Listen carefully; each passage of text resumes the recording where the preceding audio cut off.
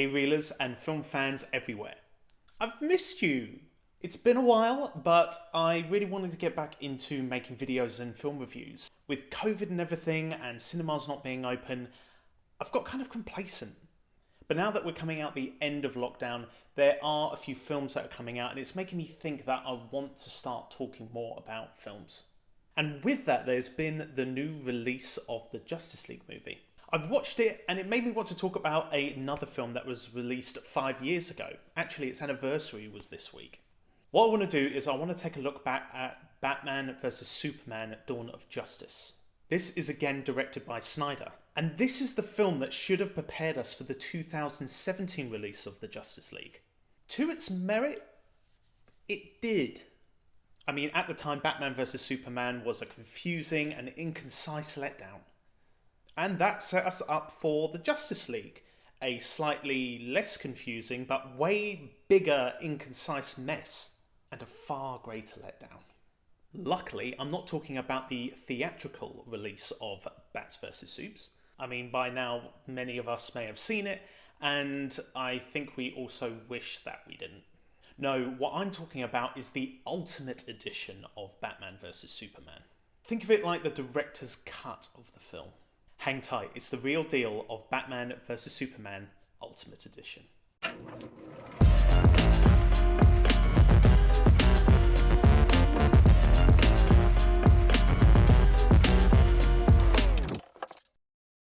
Now, before I start talking about the film itself, it's worth noting that any theatrical cut should be clear, coherent, and there may be parts that you leave on the editing room floor. But these are things that you can do without. They don't detract from the plot, and they may even help streamline things a little bit.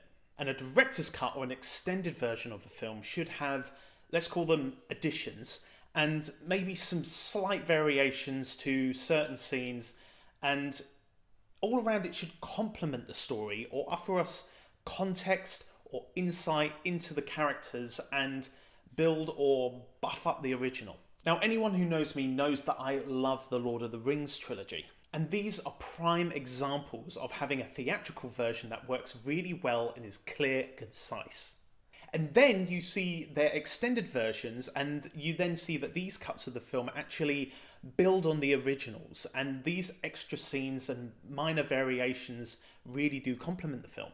So those films were already like 3 hours in the theatrical release before you threw in all the additions and the extended scenes. Now, when it comes to Batman vs Superman, the Ultimate Edition, this is also a 3-hour film. That's half an hour longer than the original release, which was 2.5 hours. But what confuses me is that Warner Brothers thought that they needed to cut the film down. Because this 3-hour version of the film is the version of the film that actually works better. It needs this additional half an hour. It's amazing how these extra 30 minutes really help the story. It makes it way better, easier to follow, much more compared to the original. And it makes me wonder why they just didn't let Snyder use this version of the film in the first place. Even the streaming platform HBO Max, which is only available in America, has opted to swap out the original version of the film and give the members the Ultimate Edition, which is really saying something. There are some pretty essential storytelling devices that were cut out of the theatrical release. Why they had to do this?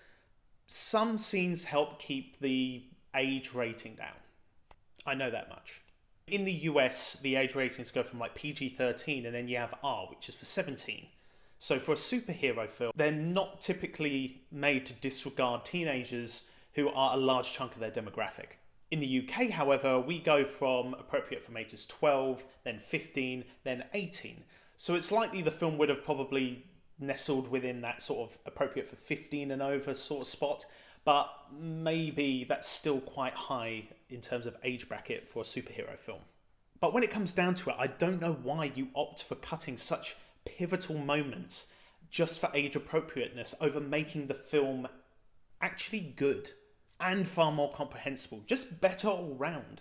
Especially when the scenes they took out don't impact on the tone of the film in a way that makes me think that the age rating should be greatly affected. And when you add it up, all these cuts made the theatrical release of the film quite confusing, and I always felt like there were gaps in the plot that needed filling when I watched it. But this Ultimate Edition really clears things up and makes it a far better film. It's a dark DC Comics live action film that better helps us understand the characters. The content we get back in the Ultimate Edition of Batman vs Superman is really the best way I can put this. Pretty key ingredients in a recipe. By taking these out, it makes this movie dish pretty bland and unsatisfying, lacking. If you saw the original release, you know what I'm talking about. You know the story, roughly. Depends how well you understood the really incomprehensible plot. It is pretty fragmented. What the extra half an hour of the Ultimate Edition does is expand on the subplots that surround the film. What it does is it gives you that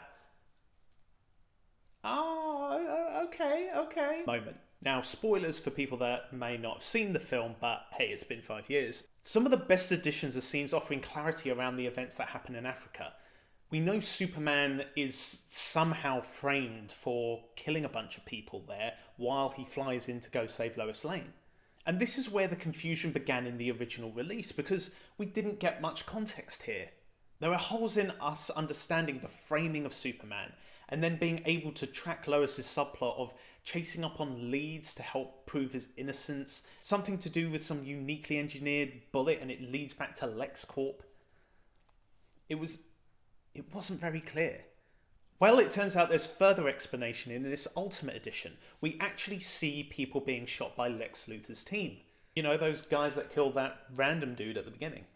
Turns out that's Jimmy Olsen, or some kind of CIA agent version in this film.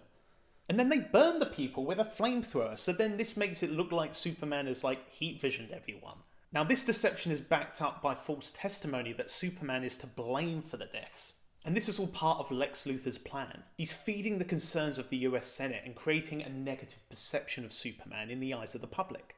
Lex Luthor's ploy also means he's able to manipulate senators in helping him get the kryptonite fragment that he's after. He's bringing it into the country and he's arguing the case that it's being used as a nuclear deterrent for Superman, who he's framing for looking like he's taking the law into his own hands and he could be a threat, and they need something to fight back against him. And then we come to Bruce Wayne and Batman, and these allegations against Superman, along with his own experience that's depicted at the beginning of the film with the destruction of Metropolis that we see from back in the Man of Steel film, this all leads him to further believe that Superman is causing innocents to suffer via collateral damage or whatever it may be. And it makes him believe that Superman can do whatever he wishes. And this misunderstanding is made all the clearer to us by the addition of some of the scenes in the Ultimate Edition. Now, Clark Kent's issues with Batman are made clearer with bonus scenes too. Extra scenes show Clark going to Gotham to attempt to interview the woman who's making false allegations against Superman killing the villagers back in Africa. He's unlucky in finding her because she's moved, but what he does do is talk to a few of her old neighbours, but they warn him about staying out too late because the Batman's around, and how he's become a far more brutal vigilante. Now, this brutality is evident early in the film when we first see Batman. He catches a criminal and he brands him with the bat symbol. This is Batman's apparent way of marking them for death by the time they go to prison. That makes him judge, jury and executioner in Clark's eyes. Now, all these scenes not only explore Luthor's plans for pitting the two heroes against one another, it actually reveals that he is in fact the one orchestrating the deaths of the criminals in prison who are branded by the Batman. Though Batman is a more tired, cynical anti-hero and seems not to care too much that these criminals are dying. He's losing his way a little bit. And it's these sorts of scenes that are included in the extended version that emphasize far more of Bruce and Clark's mindsets, especially to their own situations, along with their grievances with the other. The differences in the way the Ultimate Edition is cut and a few choice extra clips here and there help explain this far better. Particularly in Clark's case, you get a better look at his inner workings and his humanity.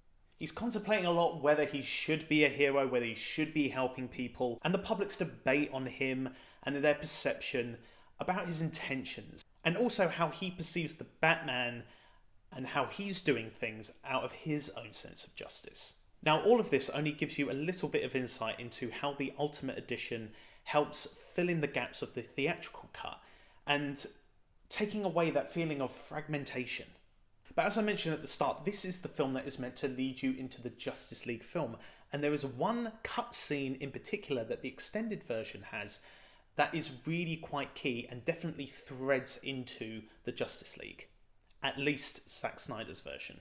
The scene has Lex Luthor in the Kryptonian ship, and this is as he's getting arrested by the police. Doomsday's been defeated, and we briefly see Lex Luthor viewing something to do with Steppenwolf, who is the villain in the Justice League film. This also gives us some answers and some clarity on Lex's rambling to Batman during his prison cell scene. Now, while Steppenwolf is the main villain in the 2017 Justice League, and Lex could be seen talking about him, what the Zack Snyder Justice League release of the film is actually showing us is he is in fact probably talking about Darkseid. Darkseid is the main villain. Steppenwolf is just his lieutenant. He's just a herald. He's paving the way for Darkseid's arrival. Darkseid is the big, bad main villain. If you want to know more about my thoughts around the Justice League and who is Darkseid and what's going on here, you can check out my Rusty Reels Real Deal review of Zack Snyder's Justice League on my channel. So I feel that Batman vs Superman's Ultimate Edition stands up much better, especially compared to the original.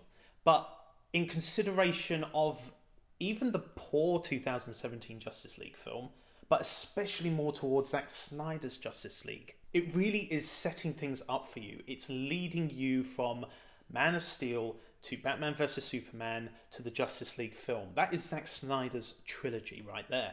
Just to summarise, the Ultimate Edition, Batman vs Superman, far clearer, better plot, filled in the blanks, better character motivations understood, and looking at the original, I probably would have given this 1 or 2 reels, not a very good score at all. But if you haven't caught on yet, I really do like the Ultimate Edition. It expands the story far better, it's comprehensible.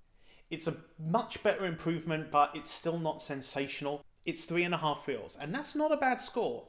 That's higher than average. Not quite great, it's good. Not too shabby. Well, that's my Real Deal review, so let me know what you think. Be sure to leave your comments below. If you enjoyed this review, please give it a like. It really does help videos in the world of YouTube, so make sure that you give it that thumbs up. You can also subscribe to the Rusty Reels YouTube channel. Just click below and then click the bell to turn on your notifications. That way you know when other videos come out. And if you have some time, maybe give these suggestions a try, popping up on your screen now. You can see more day-to-day posts from me on Rusty Reels' social media at Rusty Reels. Preferably, just do it all. Subscribe, watch, follow. As always, thanks for watching Reelers, and in the meantime, just be real.